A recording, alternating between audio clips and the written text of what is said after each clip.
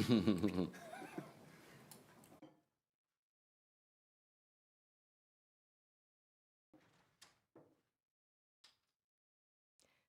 morning, dear journalists. We are beginning the press conference of the Prime Ministers of Estonia and Sweden, Kristen Michal and Ulf Kristersson. The press conference will be held in English. You can use Estonian translation through your headsets. Please, Prime Minister Michal, the floor is yours. Thank you.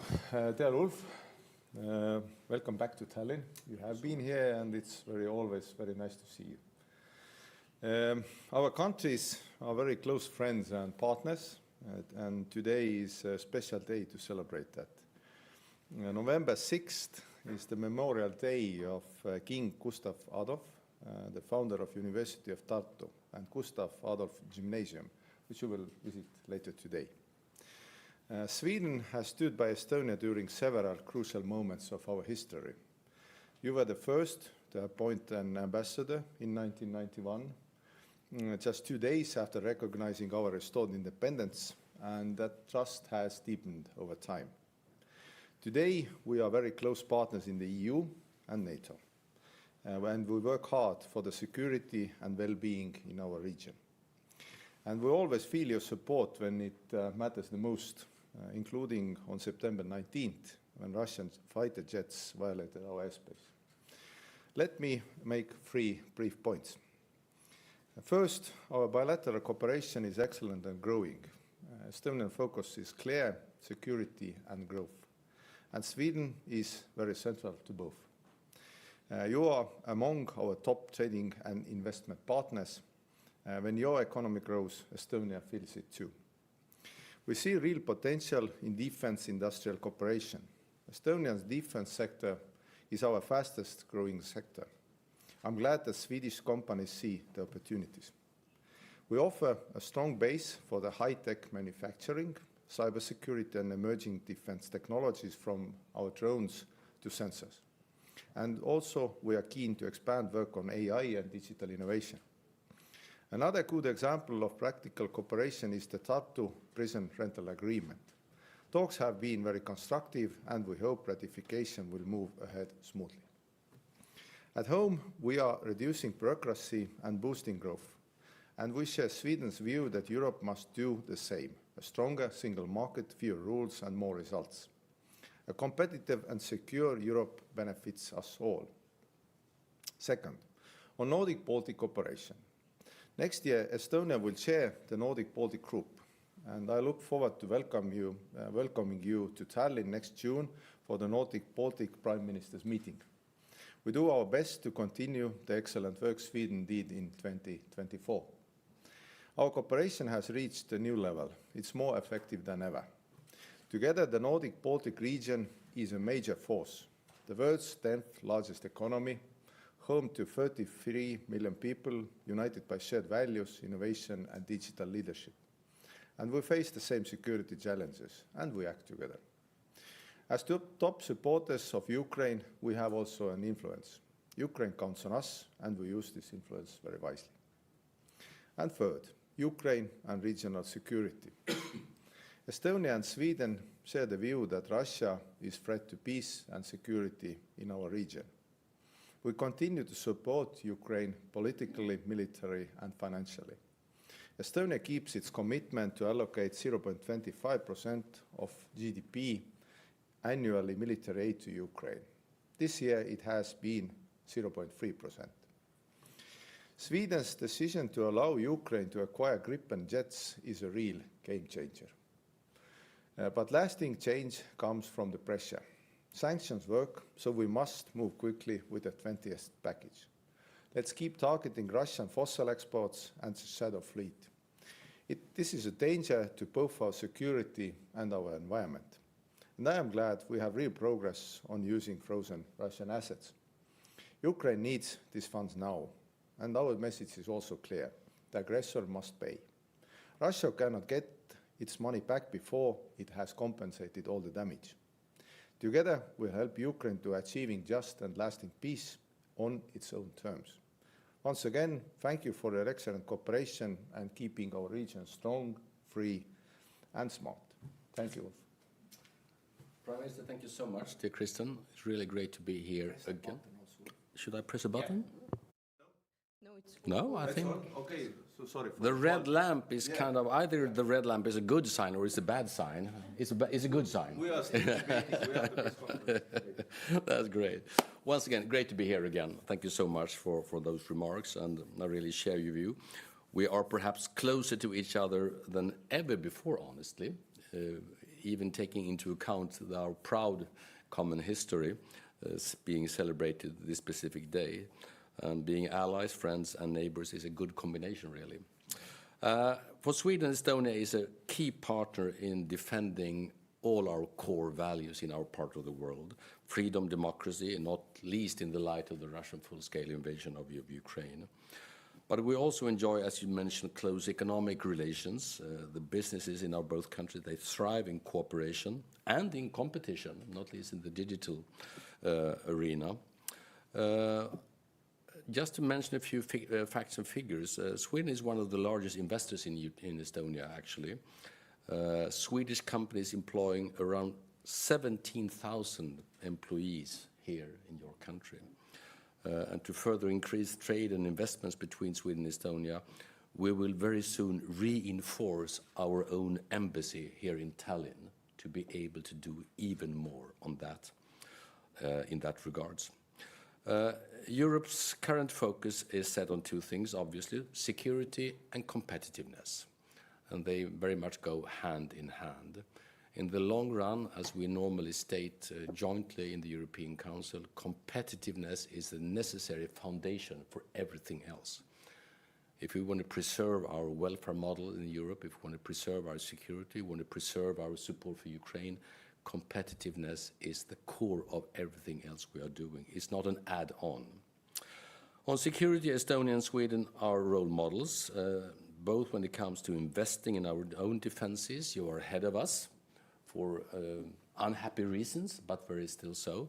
You are leading the way right now. You are above 5%. We are heading, and we have a path for our 5%. So we top the charts.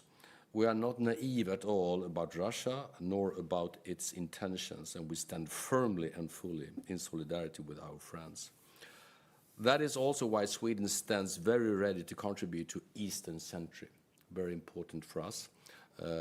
As pretty new members of the alliance, we are really committed to everything in our power to help ourselves by also helping others, and strengthening our deterrence posture and make sure that we use our capabilities for air and missile defense as effectively as possible. I also welcome our close cooperation in countering the shadow fleet. We discussed that intensively at the meeting right now. We, together with neighbors, we really develop our efforts to disrupt the shadow fleet's activities. And I think they are vulnerable. They still have too good use of the income they receive that way, but we are on them all the time. And it's my firm belief that Sweden and Estonia and the rest of the EU must prepare for a long-term isolation of Russia. This will not end with this war.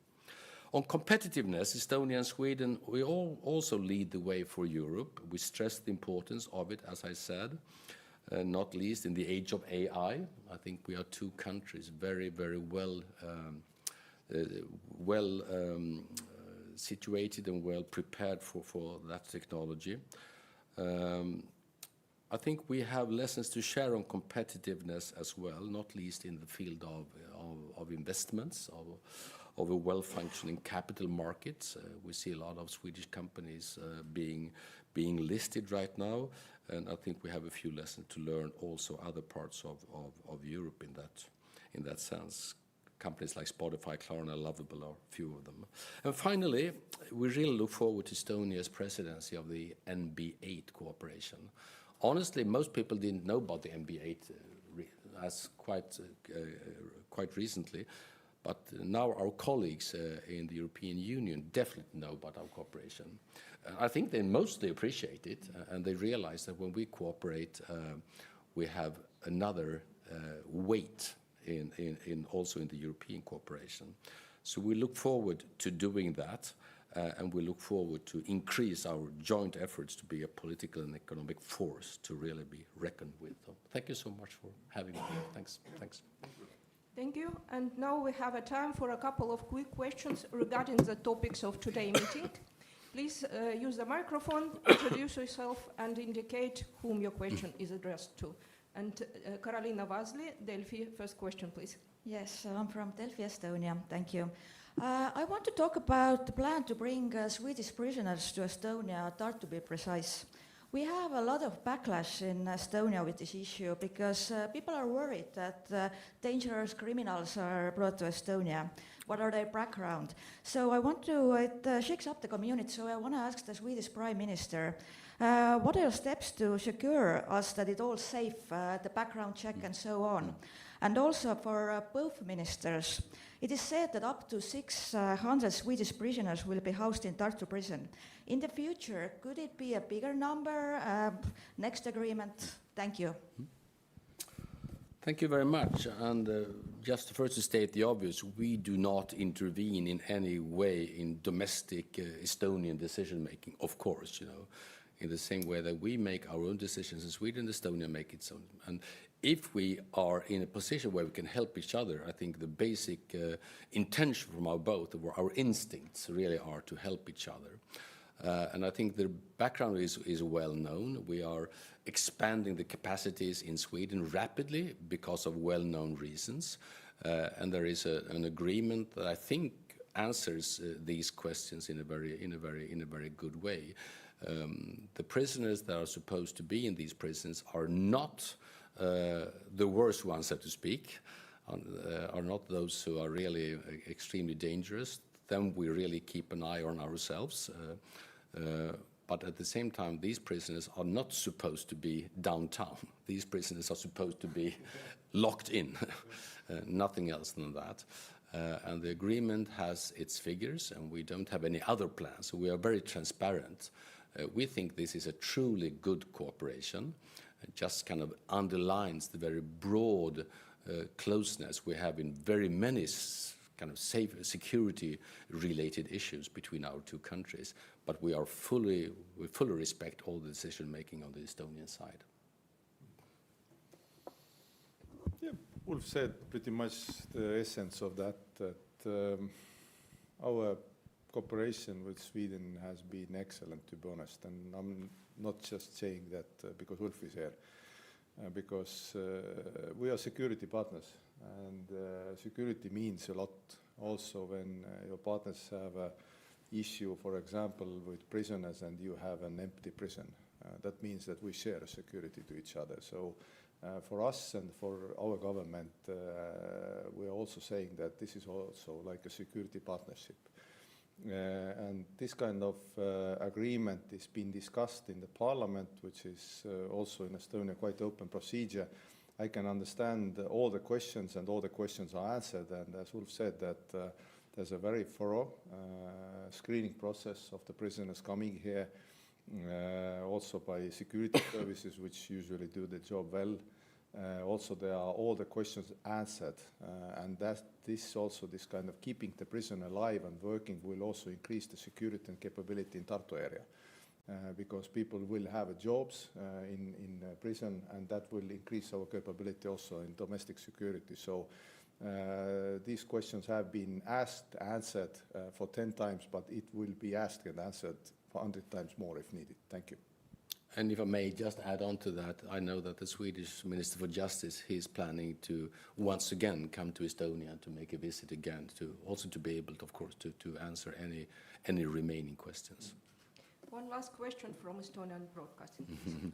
Johannes Tralla, Estonian Public Broadcasting. Just to clarify, a follow-up on the prisoner question. When the prisoners are transported to Tartu, will they be subject to Swedish jurisdiction, or will Estonian laws and prison regulations apply? And then another question, if I may. Do you see the Russian shadow fleet as an environmental risk or a security threat? And what additional steps is Sweden considering to protect the Baltic Sea? Both of those questions are for the Swedish Prime Minister. Thank you very much. On the first, honestly, I'm not an expert in all the details in this agreement, I have to admit. So what is written in the agreement, that's the name of the game, basically. But any further questions will be asked to the Swedish Minister for Justice.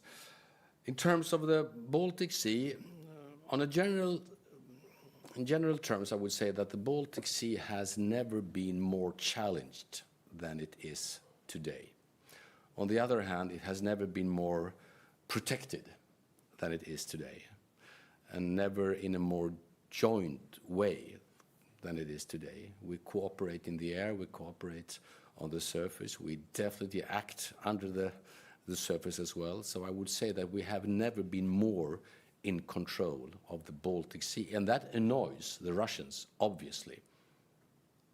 It is our sea, basically, and we keep track on that. Then, to state the equally obvious, freedom of navigation is an essential value for our countries as well, to be able to use the Baltic Sea for all the purposes that have served us so well for so long time. The more precise answer to your question is, of course, that it is an environmental concern. It hasn't happened, as we know, so as far as we know, in a very kind of dangerous way so far, but that could happen any second. It's obviously a security concern, and these are combined, of course, as well. So and add to that the most well-known aspect,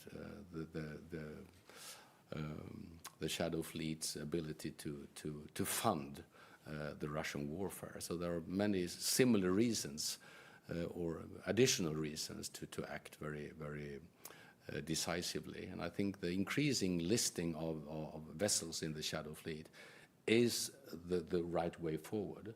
And Estonia and Sweden, we are the most eager countries to do even more on a European level. Thank you, Prime Minister, and thank you for your attention. Thank you so much. Thanks. Thank you. Thank you. Yeah, Thank you. thank you. Thank you.